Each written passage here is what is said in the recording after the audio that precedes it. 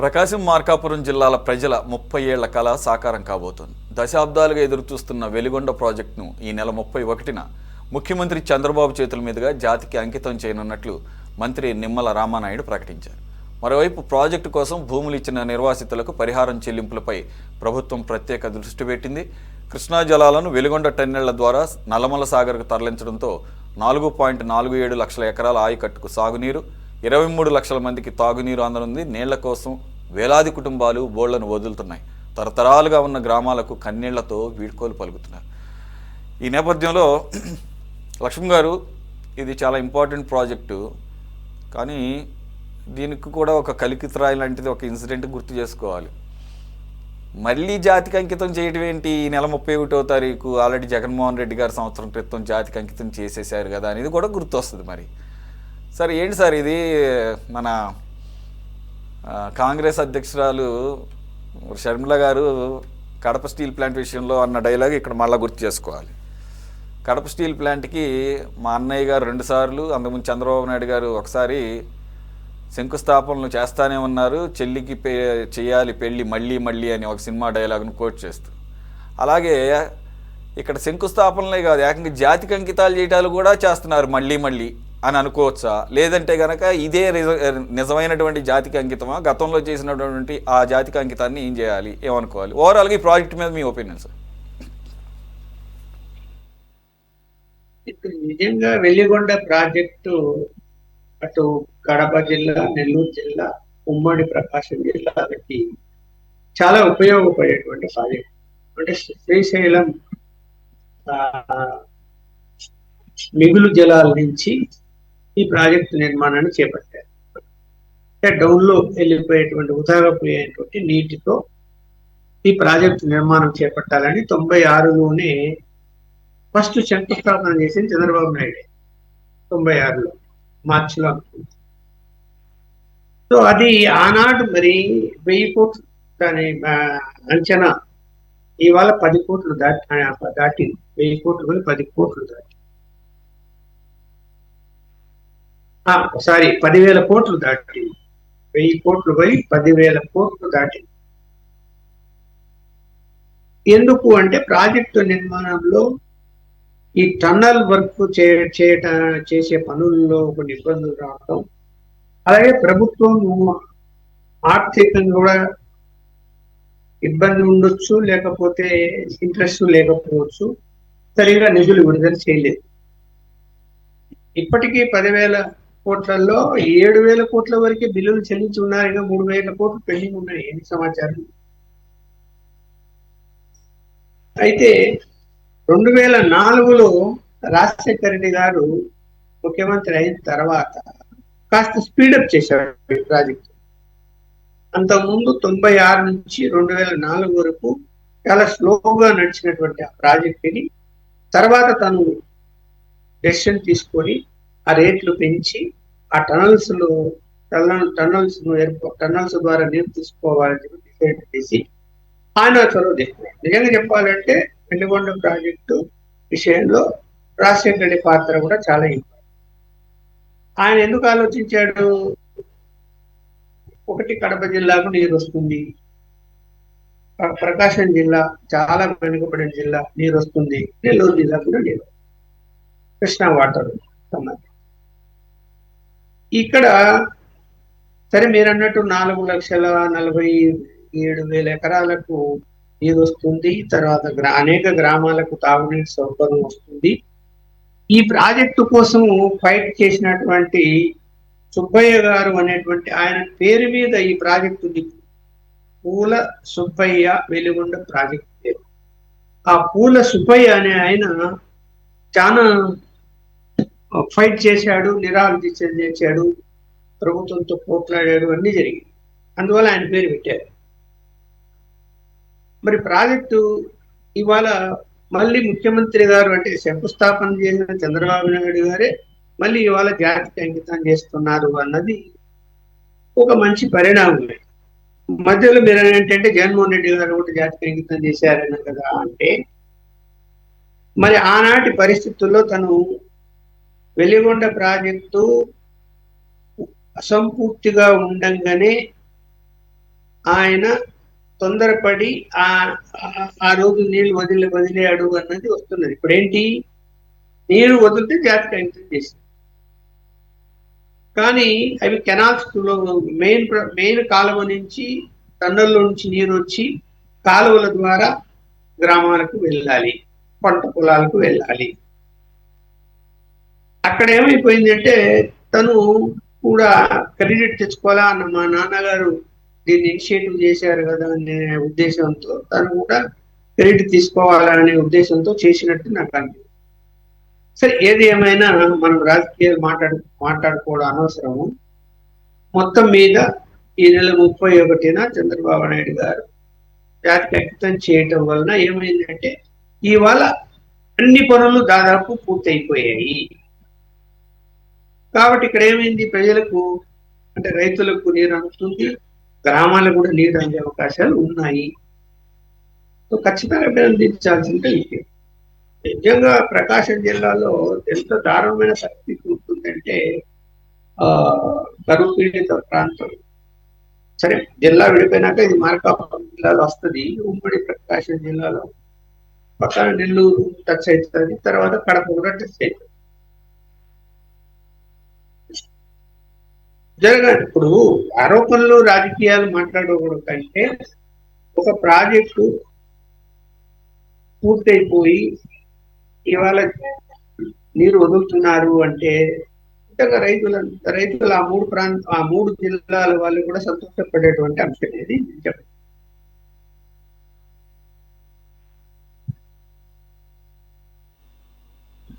మొయినుద్దీన్ గారు వినపడుతుందా?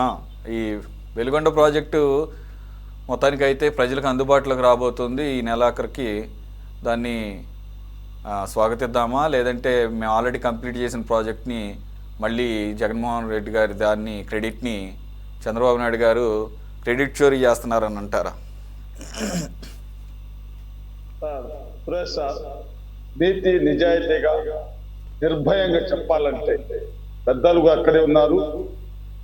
మనం ఒక టెంకాయ కొట్టి వదిలేస్తే ఒక టెంకాయ కొట్టి రాయి పెట్టేస్తే ఇక్కడ ప్రాజెక్ట్ కట్టుకుంటే ఒక ప్రాజెక్ట్ కాదు సార్.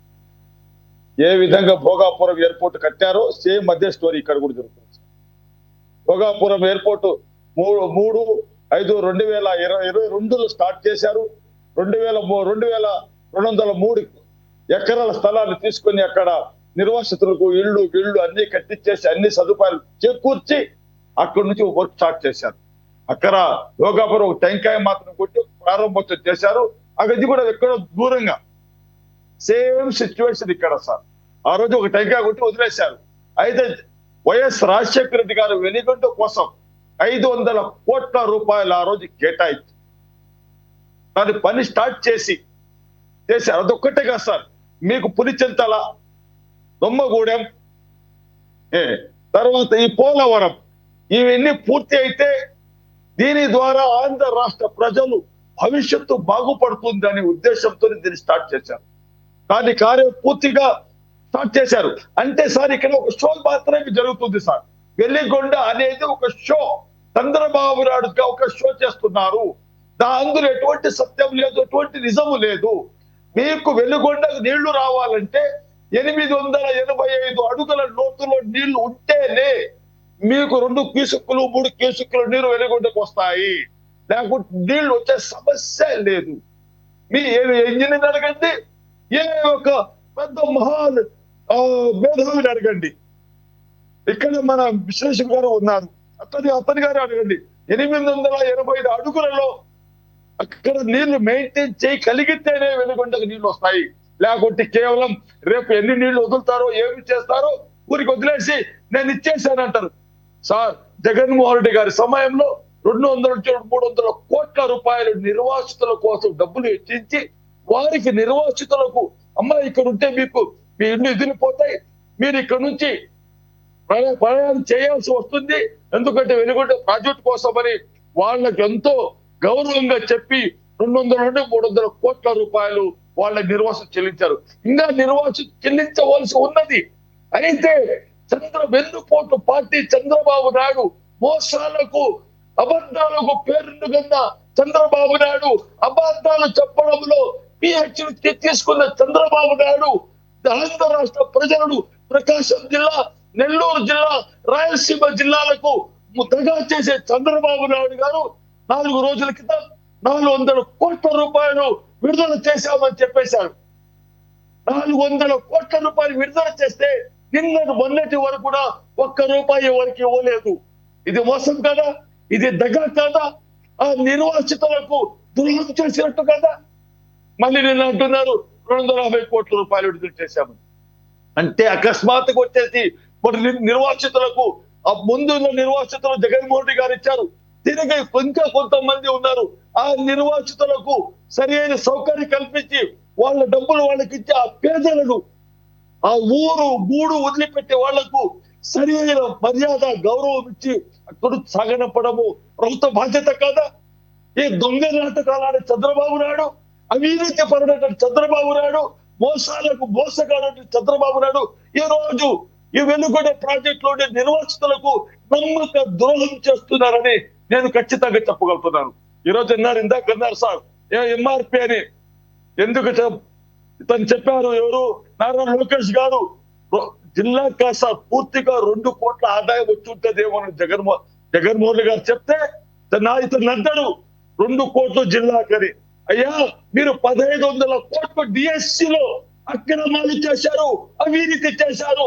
నేను ఛాలెంజ్ చేస్తున్నాను. వేరే సబ్జెక్టులకు వెళ్ళదు. ఇది సప్లిమెంటరీ డిబేట్. మీరు సప్లిమెంటరీ మీరు కొన్ని ప్యాకేజీకి సంబంధించిన అంశాలు లేవనెత్తారు. అది చాలా ఇంపార్టెంట్. అది సమంజసంగా ఎత్తి చూపించారు కాబట్టి అంతవరకు పరిమితం అవుదాము. మనకి టైం ఎక్కువ లేదు కాబట్టి నేను ఇప్పుడు దాన్నే ప్రస్తావించబోతున్నాను. కాకపోతే ఈ లోపల టీడీపీ ప్రతినిధి మనకి అందుబాటులో లేరు. మరి ఆయనకి టైం కన్స్టెంట్ ఏమైనా ఉందో, ఎందుకంటే నేను ఆయన కోసం అని చెప్పేసి ఆ ప్రశ్నలు నేను రెడీ చేసి పెట్టుకున్నా. ఎనీవే బాజీ గారు చెప్తారు. సార్ బాజీ గారు, ఒకటి ప్రాజెక్ట్ అందుబాటు ఒక్క నిమిషం సార్ నాకు టైం లేదు సార్. మీరు గ్రహించాలి. కంప్లీట్ చేస్తా సార్. ఇన్ని చేసిన జగన్మోహన్ రెడ్డి గారికి వైఎస్ఆర్ జల యజ్ఞం ద్వారా దీన్ని ఇటువంటిది మీకు పులిచింతలు కానివ్వండి, పోలవరం కానివ్వండి, దొమ్మరగూడెం కానివ్వండి, ఆ రోజు దొమ్మగూడెంని ఖచ్చిత శ్రీరామ్ సాగర్ పేరు పెట్టితే కనీసం నోరెత్తి పలకరించిన చంద్రబాబు నాయుడు గారు సాగర్ నుండి కుడి ఎడమ కాలువలకు తెలంగాణ ప్రభుత్వం నీళ్లు తీసుకుపోతుంది. అన్ని అంశాలు చర్చించే టైం లేదు. జగన్మోహన్ సీఎం అయిన తర్వాత నాగార్జున కుడి కాలువ నుండి ఆంధ్రప్రదేశ్ నీళ్లు తెచ్చిన ఘనత జగన్మోహన్ రెడ్డి గారు సార్. చెప్పడంలో నేర్పరి అయిపోయారు సార్ చంద్రబాబు నాయుడు గారు. ఓకే సార్, బాజీ గారు కంక్లూడ్ చేద్దాం. ఇప్పుడు నిర్వాసితులకు సంబంధించి సాక్షాత్ ఈనాడులోనే వెలుగొండ వెలుగుల్లో పునరావాస వెలితి అనే నిన్న ఆదివారం నాడు ఒక సుదీర్ఘమైనటువంటి కథనం వచ్చింది. మనకంత అన్నిటి మీద చర్చించే టైం లేదు, కానీ ఇప్పుడు ఆ కథనంలోనే చెప్పారు 85% మందికి ప్యాకేజీ అందించారని చెప్పి. అలాగే ఈరోజు దానికి ఆ కథనానికి ఆన్సర్ చేస్తూ కన్సర్న్డ్ కలెక్టర్ కూడా మేము అన్నీ కూడా ఆన్ టార్గెటే కంప్లీట్ చేస్తున్నాము, ఒక 7 కాలనీలు సిద్ధం చేస్తున్నాం అని అంటున్నారు. నాకు అర్థం కాని విషయం, ఈ రీహాబిలిటేషన్ అండ్ రీసెటిల్మెంట్ యాక్ట్ వచ్చిన తర్వాత ఈ పునరావాసం కింద వాళ్ళందరినీ బాధితులు ఎవరైతే ఉంటారో వాళ్ళందరికీ ఈ సౌకర్యాలన్నీ కల్పించిన తర్వాత కదా ప్రాజెక్ట్ పూర్తి చేయడం మీద దృష్టి పెట్టాలి. 85% అయితే కంప్లీట్గా 100% కాదు కదా. కానీ ప్రాజెక్టు మాత్రం జాతికి అంకితం చేయడానికి మరి ఈ నెలాఖరులోనే ముహూర్తం పెట్టేశారు కదా. మరి ఈ లోపల అంతేకాకుండా వారికి మిగిలినటువంటి అంశాలు, వారి స్థలాల కేటాయింపులు, లేకపోతే పట్టాలు ఇవ్వడం, కొంతమంది తామే సొంతంగా నిర్మించుకుంటాం అంటాం, ఈ లోపల వాళ్ళకి ఏ రకమైన ప్యాకేజ్ ఇవ్వాలంటాం, కొంతవరకు ఇచ్చింది కాదంటున్నా, మిగిలిన 15% కూడా ఈ మంత్ ఎండింగ్ లోపల ఇస్తామంటున్నారు. నేనేమంటున్నానంటే ఈ లోపల ఇల్లు ఎప్పుడు కట్టుకోవాలి, వాళ్ళు ఎప్పుడు అప్పటి వరకు అద్దెళ్ళలో ఎట్లా ఉంటారు, వీళ్ళందరినీ ఒక సేఫ్ జోన్లో పెట్టిన తర్వాత కదా ఇవి చేయాలని ఆర్ఆర్ యాక్ట్ చెప్తుంది నాకు గుర్తున్నంత వరకు. లేదంటే వెసులుబాటులో ఉన్నాయా? సురేష్ గారు, జనరల్ గా ఏంటంటే అదే మన దేశంలో ఉన్న దౌర్భాగ్యం. ఈవేళ పెద్ద పెద్ద ప్రాజెక్టులు, ఈవెన్ పోలవరం ప్రాజెక్ట్ అయినా కానివ్వండి, మొన్న భోగాపురం ఎయిర్పోర్ట్ కానివ్వండి, ఇప్పుడు ఇది కానివ్వండి, మనం ఎగ్జాంపుల్స్ తీసుకుంటే కనుక ప్రభుత్వాలు ఈ నిర్వాసితులకి ఇచ్చే సదుపాయాలు కానివ్వండి, వాళ్ళ నివాసాలు ఇవ్వటం, వాళ్ళకి ఇచ్చిన హామీలు నెరవేర్చడం విషయంలో టోటల్ గా ఫెయిల్ అవుతా ఉన్నాయి. 100% కంప్లీట్ చేసిన తర్వాత ఈ ప్రాజెక్ట్ జోలికి వెళ్ళట్లేదండి. వాళ్ళకి హామీలు ఇచ్చేసి ఆ హామీలు మర్చిపోతున్నారు. మర్చిపోయి ఏదో అరకొరగా వాళ్ళకి చెల్లింపులు జరుగుతున్నాయి కానీ 100% వాళ్ళు సేఫ్ జోన్ లోకి వాళ్ళని తీసుకెళ్లిన తర్వాత ఈ ప్రాజెక్ట్ ని వాళ్ళు ఇనాగ్రేట్ చేయటమో ఆ రకంగా లేదండి ప్రభుత్వాల ఆలోచన. అది దౌర్భాగ్యం. ఈవేళ ఈ ఇష్యూలో కూడా దాదాపు 132 కోట్లు ఇంకా బకాయిలు ఉందండి నిర్వాసితులకు ఇవ్వాల్సింది. 768 కోట్ల రూపాయలు 6,206 కుటుంబాలకు చెల్లించారు వీళ్ళు. ఇంకా 132 కోట్లు ఇవ్వాలి. అది నెలాఖరులో ఇప్పుడు ఇస్తామంటున్నారు. చూద్దాం అది ఎంతవరకు సక్సీడ్ అవుతారో. కాకపోతే నేను మొహిద్దీన్ గారికి ఒకటే క్వశ్చన్, ఇప్పుడు గ్రావిటీ ద్వారా నీళ్లు రావాలి, 800 అడుగులు నిండిన తర్వాతే నీళ్లు వస్తాయి, ఇది నిరుపయోగమైన ప్రాజెక్టు, చంద్రబాబు నాయుడు గారు షో చేశారు తప్పించి దీంట్లో ఏమీ లేదు, ఉపయోగపడని ప్రాజెక్టుగా ఆయన మాట్లాడుతా ఉన్నారు. నా క్వశ్చన్ ఒకటే, అలాంటి ఉపయోగపడని ప్రాజెక్ట్ అయినప్పుడు 2019 నుంచి 24 మధ్యలో జగన్మోహన్ రెడ్డి గారు ఎందుకు దాని మీద డబ్బు ఖర్చు పెట్టారు? టన్నెల్ 2ని ఎందుకు ఆయన మేఘా సంస్థకు అప్పచెప్పి దాని యొక్క డ్రిగ్గింగ్, ఎక్స్కవేషన్ చేయించారు? ఎందుకు ఆయన జాతికి అంకితం చేశారు పనికిరాని ప్రాజెక్టుని ఎందుకు జాతికి అంకితం చేశారు? సమాధానం చెప్పాలా? ఊరికే నోటికి ఏదొస్తే మాట్లాడితే ఎట్లా అండి?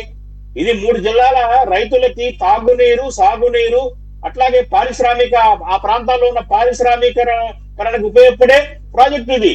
అఫ్ కోర్స్ నిజమే, వర్షపు కృష్ణా నదికి శ్రీశైలం జలాశయంలో వరద వచ్చినప్పుడు ఉన్న 43 టీఎంసీలు ఎక్సెస్ వాటర్ ఏదైతే ఉందో ఆ వాటరే దీనికి ఆధారం. ఖచ్చితంగా అది అనుమానం లేదు. కానీ ఏంటంటే అది ఒక ఆశాజనకంగా దీన్ని తీసుకున్నారు. ఇప్పుడు కూడా కృష్ణా వాటర్ సముద్రంలో కలిసిపోతున్నాయి మనకి. ఏదైతే 3-4 నెలల సమయం ఏదైతే ఉందో ఈ 3-4 నెలలు చెప్పండి సార్, మాట్లాడండి, మధ్యలో డిస్టర్బ్ చేయకండి. 3-4 నెలల సమయం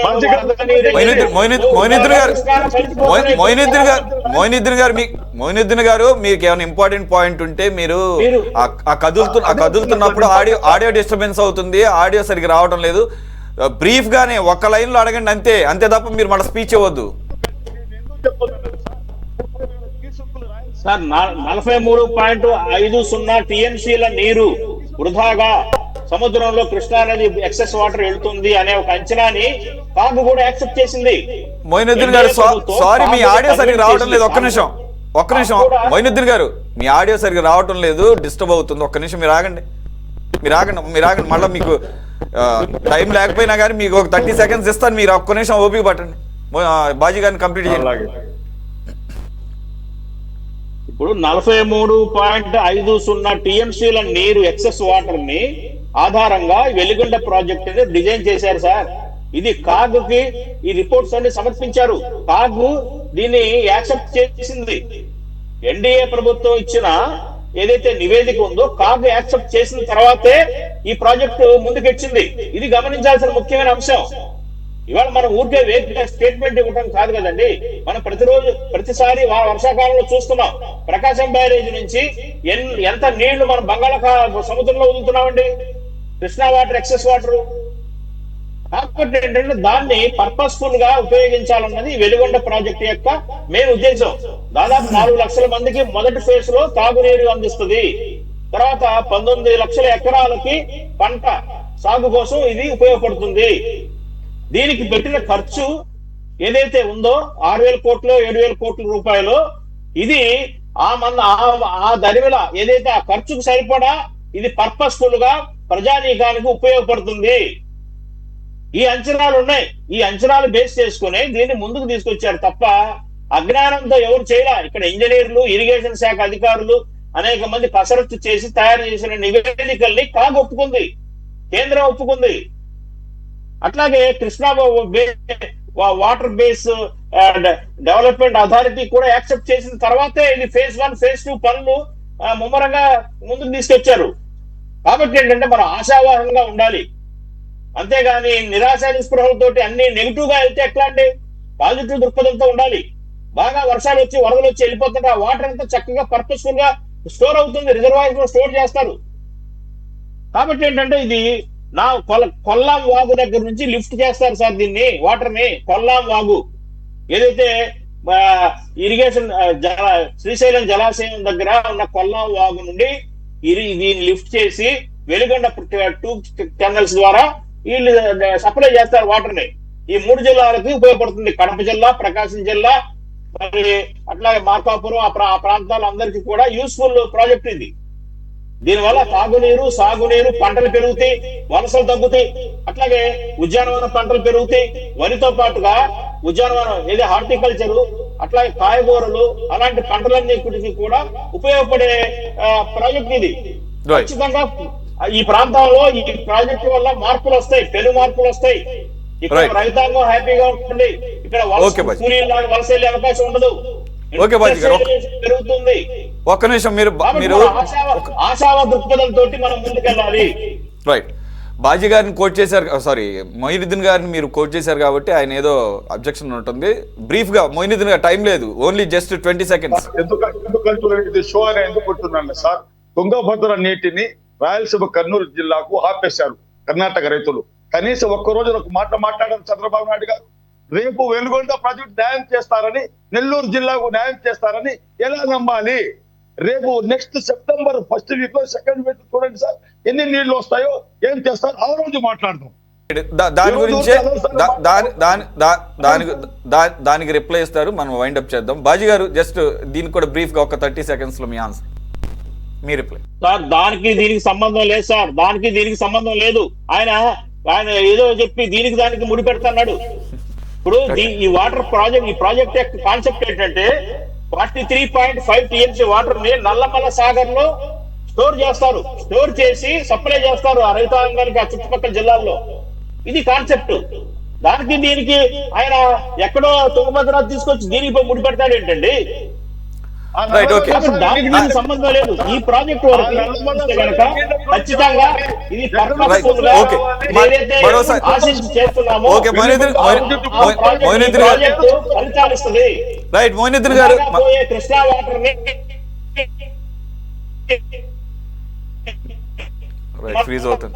చక్కగా వాడుకోవచ్చు, వినియోగించుకోవచ్చు. పంటలు పెరుగుతాయి, తాగునీరు పెరుగుతుంది, తాగునీరు సరఫరా పెరుగుతుంది.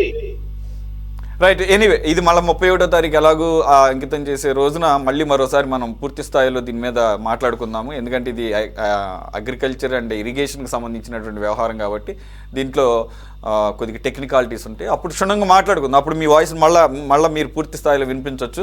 Anyway, on that note let me wind up this debate right now. Thank you very much for joining. Moinuddin గారు, లక్ష్మణ్ గారు, బాజీ గారు అండ్ సురేంద్ర నాయుడు గారు. ఇది వాళ్ళ టాప్ డిబేట్. మరో అంశంతో మళ్ళీ కలుద్దాం. Stay tune to city 24/7.